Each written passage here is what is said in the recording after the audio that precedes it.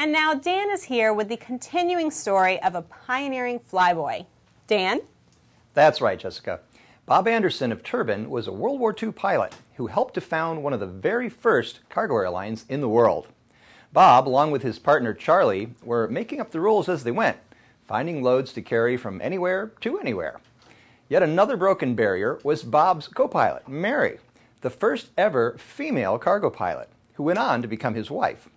Let's climb in the cockpit with Bob and Charlie as we learn how they made their cargo airline a success.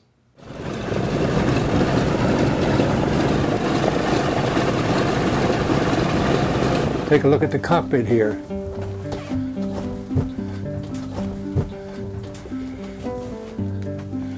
A little different than our cockpit. It looks close up here to me. Yeah. Well, they got a lot of equipment we didn't have. Yeah, evidently, because you know we had a little more room. Yeah. Seemed like. But this is a good old air. We've flown it many thousands of hours. It looked further to the ground too. You know, we're sitting way up here. Y'all look a long ways down there. I don't think it looked this far long when we were younger. This is all the same. This airplane's been in service for, well, it's been around for 75, close to 75 years. Now there was a fourth person I read about in your book who was with you in the early days, the young lady. Tell me about her.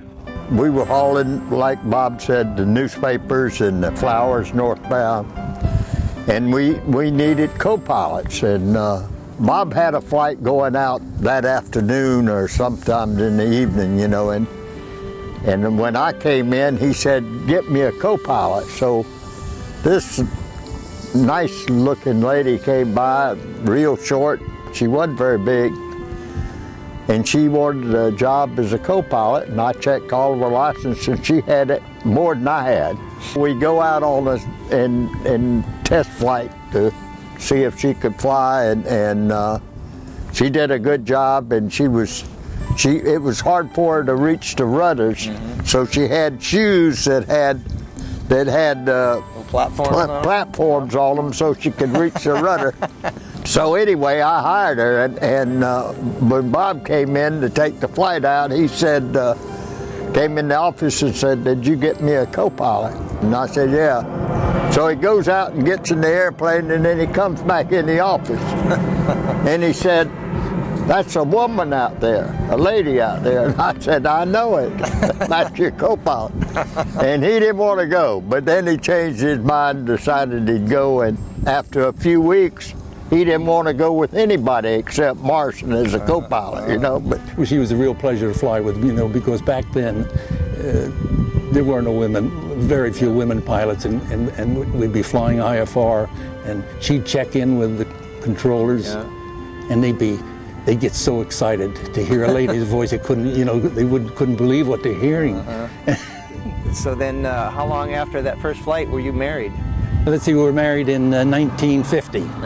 But really the good part about the whole thing was that, you know, when Bob and Mary went on a trip, it was cheaper because they could stay in the same room, you know, and we didn't have to pay the per diem, you know. So that worked out pretty well. Yeah. Charlie, tell us about that first trip, flying the lettuce. Well, it's like Bob said, we went to Sanford, stopped at the celery farm, and met John Bell. We gave him a price for the pepper plants and celery plants that he wanted to ship to San Francisco. And back then, you know, it took 5 to 7 days on a truck, and he said, how long will it take? And we said, well, if we leave one afternoon, we'll be there the next morning. And that really impressed him. We told him that we were going to have a little bit of down payment because we had to buy gas. And he said, no, I'm not going to give you any down payment because I don't think you're going to make it anyway. You know, he said, I don't think you're going to get them out there. And he said, but I'll tell you what I'll do. I'll go with you. And every time you stop for gas, I'll pay for the gas. All the way to San Francisco, and every time we'd stop, he'd pay for the gas. Transportation was tough back then, and when we got out to California, San Francisco, this porter that was out there asked us, "Can you haul passengers?" And we said, "Yeah." We had the bucket seats, you know, it's a long bench inside the airplane that you let down, stands up on the sides. Right, right. With the way the troops rode in them. Right, Exactly. and so we said, well, we could take 21, I think. But no women, no women. And So why he- was that?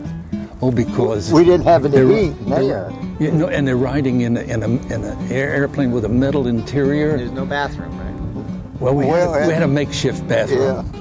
Makeshift bathroom. So, The phone rang and it was him. He said, "I got you a load." And I said, "Well, when do they want to leave?" And he said, "They want to leave right now." And he had them and we loaded them up. But the problem is he had, how many women? About 6 or 8 women. Yeah. And we had told them no women. yeah. And it was and these women pleaded with us to take them. They just begged us. So we had no choice. We had to take them, and everything worked out beautifully because we had strong tailwinds. We went across the mountains at over 200 miles an hour.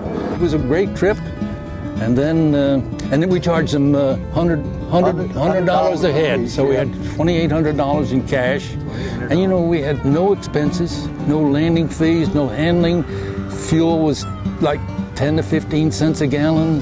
So you made $2,800 on the return trip We got and there. an airplane that cost $20,000. Exactly. We were in our hotel, and we got Mr. Bell's check, and we got all this cash, Whole bunch of cash. and we couldn't believe. You know, we both grew up in very poor families, very extremely poor families, and to have all this money. Now we had a better ladder because it had hooks that went in here. Yeah. Yeah, and a lot you couldn't. And it wouldn't slide. You couldn't slide. When the cargo compartment was full of cargo, and that happened often, and we would have to go in and out this door, and we had a ladder. We carried a ladder with us. Mm-hmm. Yeah, we carried a ladder in the airplane that we could use to get in and out this door. And Charlie came up with the idea. He came out this door, and he'd reach his feet over to the engine nacelle, and he'd work his way back with his feet against the nacelle and his hands against the fuselage, back to the back of the wing. And so he taught us all how to do that, how to get out of the airplane that way. We didn't have to fool with the ladder.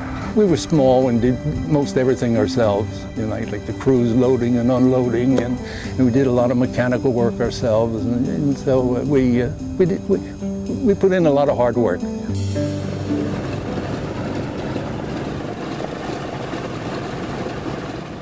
Tomorrow we'll conclude our series on the history of coastal airlines as the boys retell some of their close calls and other adventures. You can also read about Bob's story in his new book, The Flyboys: How 3 World War II Pilots Pioneered a New Industry. It's available at the Shell Point gift shop, as well as Amazon.com and BarnesandNoble.com. Bob tells us that all proceeds go straight to the Pavilion Auxiliary, so check out his book and donate to a good cause.